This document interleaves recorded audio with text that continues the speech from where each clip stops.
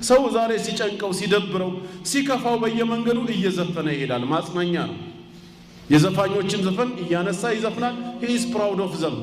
በእነሱ ደግሞ ኩራት ይሰማዋል። ምንም ሼም አይዘው ሀያም አያደርግም። ምናልባትም ማሻአላህ ሚለው አይጠፋም። በቃሉ ሐፍዟላ የነንተናን ዘፈን አይ ዘፈን ሐራም ነው ያለው ደግሞ ትንሽ ዝቂልና መንዙማ እያለ ወይ ነሺዳ እያለ በየመንገዱ ይሄዳል። አንተ ደግሞ ከዚህ አልፈ አይ ጌታዬን እየዘከርኩኝ ቢሄድ ይሻለኛል ብለህ ብትዘክር አኺራህን እያስተካከልክ ነው። በተለይ አንዳንድ ዚክሮች ለምላስ የቀለሉ አላህ ዘንድ እጅግ የተወደዱ በሚዛን ግን እጅግ ታላላቅ የሆኑ አሉ። ረሱል ሰለላሁ ዐለይሂ ወሰለም ከሊመታኒ ይላሉ፣ ሁለት ቃል ብቻ ናቸው ይላሉ። ስንናገረው ሁለት ቃል ናቸው። ኸፊፈታኒ ዐለ ሊሳን ለምላስ በጣም የቀለሉ ሐቢበታኒ ኢለ ረሕማን አርረሕማን ዘንድ እጅግ በጣም የተወደዱ አላህ የሚወዳቸው ሰቂለታኒ ፊል ሚዛን ሚዛን ላይ ቢቀመጡ ግን እጅግ የከበዱ የሆኑ ሁለት ቃላት ብቻ አሉ። ሱብሓነላሂ ወቢሐምዲሂ ሱብሓነላሂል ዐዚም። ከሶስት ሰከንድ አይዘልም። ሱብሓነላሂ ወቢሐምዲሂ ሱብሓነላሂል ዐዚም እያለ ሰውየው አላህን ቢዘክር አላህ ዘንድ የተወደደ ነገር አድርጓል። በሚዛን በጣም ታላቅ የሆነ አጅር አግኝቷል። ወንጀሉም ይማራል። በሌላ ሐዲስ እንደተባለው መን ቃለ ፊል የውሚ ሚአተ መራ ሱብሓነላሂ ወቢሐምዲሂ ሱብሓነላሂል ዐዚም የሚለውን በአንድ ቀን ለመቶ ጊዜ ያለ ሰው አሉ። ስንት ሰዓት ነው የሚፈጀው መቶ ጊዜ ለማለት? ስንት ሰዓት ይፈጃል ገምቱ? አይሰማም። 5 ሰዓት 5 ደቂቃ ትክክል።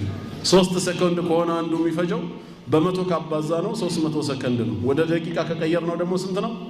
1 ደቂቃ 60 ሰከንድ ስለሆነ 300 ሰከንድ 5 ደቂቃ ይሆናል። 5 ደቂቃ ብቻ ምናልባት ከዚህ አዳራሽ ወጥተን ወደ አቆምነው መኪና ወይ ወደ ካፌ ወደ ቤት ስንሄድ 5-10 ደቂቃ ሊሆን ይችላል። ሰውየው ሱብሓነላሂ ወቢሐምዲሂ ሱብሓነላሂል ዐዚም እያለ እየዘከረ ከወጣ ምን ያገኛል አሉ ረሱል ሰለላሁ ዐለይሂ ወሰለም? ሑጠት ዐንሁ ኸጣያ ኃጢአቶቹ ከሱ ላይ ይሰረዛሉ።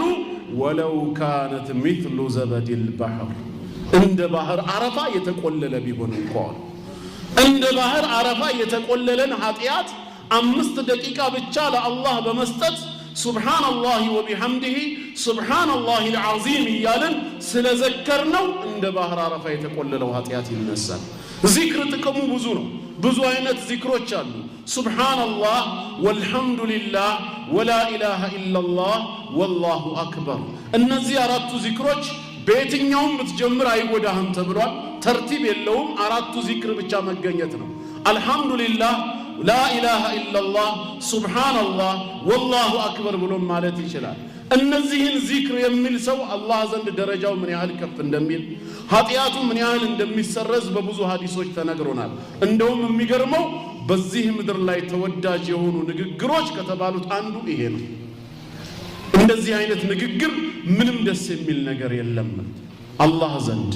ስለዚህ የዚክር ሰዎች መሆን አለብን። እምንጠፋው ራሱ በምላሳችን አይደለም እንዴ?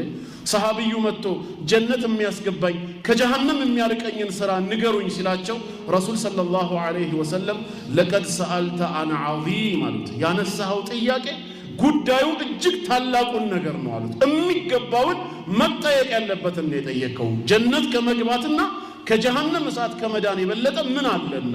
ከዛ በኋላ ዘረዘሩለት። አላህን ሳታጋራበት ትገዛዋለህ፣ ሰላትን ትሰግዳለህ፣ ዘካ ትሰጣለህ፣ እንዲህ ብለው መጨረሻ ላይ ምን አሉት? እነዚህን ሁሉ የሚሰበስባቸውን ጠቅላይ ምን እንደሆነ አልነግርህም አሉት።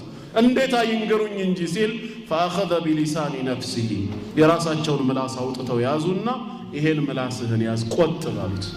እንዴ በምንናገረውም እንያዛለን እንዴ ሲላቸው ፈኪለት ከኡሙክ እናት ትጣ فهل يكب الناس على مناخرهم ሰዎች ባፍንጫቸው በአፍጢማቸው የተደፉ ሆነው እሳት ላይ የሚወረወሩት ኢላ ሐሳኢዱ አልሲነቲሂም ምላሳቸው የቀጠፈው የሰበሰበው እንጂ ሌላ ምን ሆኖ ነው? እንዴት ይሄን ታጣለህ አሉት።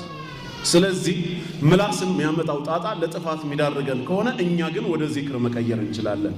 የሚዋሸው ሐሜተኛው እንደዚሁም የሚራገመው መጥፎ የሚናገረው መላሳችን ዛኪር ማድረግ እንችላለን። አላህን እንዲዘክር፣ ሰዎችን በመልካም እንዲያዝ፣ በመጥፎ እንዲከለክል፣ እውነት እንዲያወራ ማድረግ እንችላለን። ምርጫው የኛ ነው፣ ተውፊቁ ከአላህ ዘንድ ነው። ያ ከሆነ ዚክር ፕሮግራም ሊኖረን ይገባል።